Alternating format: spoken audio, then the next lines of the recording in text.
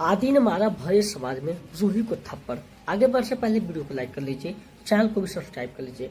वहीं जो है पार्टी में पूरे परिवार साथ सब कोई आए होते हैं, जहां पर आदि और रूही का व्यवहार सबसे अलग होता है, क्योंकि रूही बहुत ज्यादा ड्रिंक ले ली होती है, उसको कुछ समझ में नहीं आ रहा वो क्या बोल रही है, और जहां पर सिर्फ और सिर्फ आदि की बुराई करती है। और ये जो इतना बड़ी बड़ी बात बोलती है जो कि आदि को बिल्कुल भी पसंद नहीं आता है, वो परेशान हो जाता है। एक आदि ही नहीं बल्कि आलिया, इशिता, बाकी सभी परिवार वाले परेशान हैं। रूही ऐसे बिहेव कैसे कर सकती है। तभी वो जो है आदि बार में इतना कुछ बोलते हैं, इसको कुछ आइडिया नहीं है, ये बिजनेस बारे में भी नहीं जानता है, बहुत तरह की बातें। तभी जो भागती है और भागते हुए बाहर निकल रही होती है रूही, ताकि घर जा सके। बट वहां पर आगे से वो हंगामा करने लगती है। फिर आदि आ जाता है, उसे संभालने की कोशिश करता है, बट रूही इतने ज्यादा नशे में होती है कि फिर भी बुराई ही कर रही होती है, वो भी सिर्फ आदि का।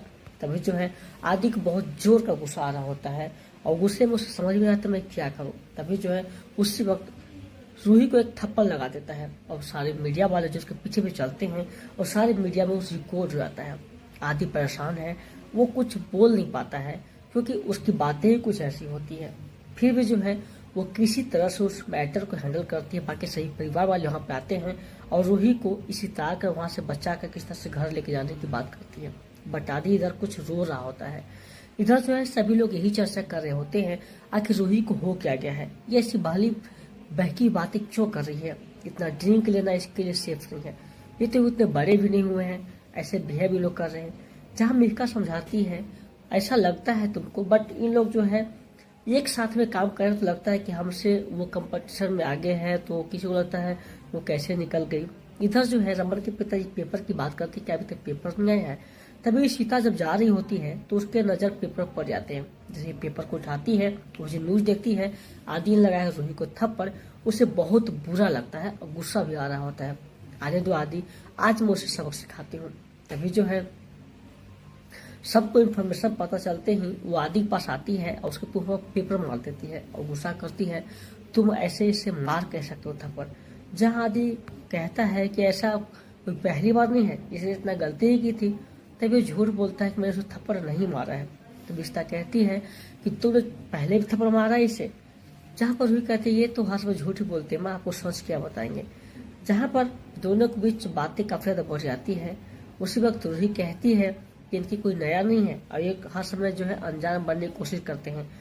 तभी जो है उसके वाइफ पर रमन का फोन आता है, मैं एयरपोर्ट पे आ गया हूँ। तभी इशिता कहती सबसे कि कोई हल्ला काऊ किसी नहीं करेगा, जब वो रमन आ रहे हैं अगर पता चल गया तो बहुत बड़ी दिक्कत हो जाएगी। तभी जो है सब लोग शांत हो जाते हैं और बस वेट करते हैं कब रमन आने वाले हैं। इधर जो है तमाशाएं कम होने की नाम नहीं लेती है, बट उधर पहुंच जाती है सगुन। जैसे सगुन पहुंचती है मनी बहुत खुश हो जाता है, पूछता है हमारा छोटा मेहमान कैसा है। सगुन कुछ बोल नहीं पाती है, उसकी खातिरदारी में वो हर समय हाजिर होता है, लेकिन कहती है इतना करने की क्या जरूरत है, बस मैं कर लूंगी, टेंशन मत लो। वो कहती है मैं आ रही हूँ, थोड़ा सा कपड़े चेंज करो, तो मैं आई हूँ, थकी हूँ ना। तभी यहाँ मनी को कुछ समझ में नहीं आता है कि ऐसे सगुन व्यवहार क्यों कर रही है। सगुन आते ही दरवाजा बंद कर रोना शुरू कर देती है कि मैं कैसे बताऊं मनी को वो कितना एक्साइटेड है, अब बेबी नहीं रहा और मिसकैरेज हो चुका है। लेकिन वो जो है कहती मैं ये बता नहीं सकती हूँ, क्योंकि अभी बता दूंगी तो बहुत दिक्कत हो जाएगा।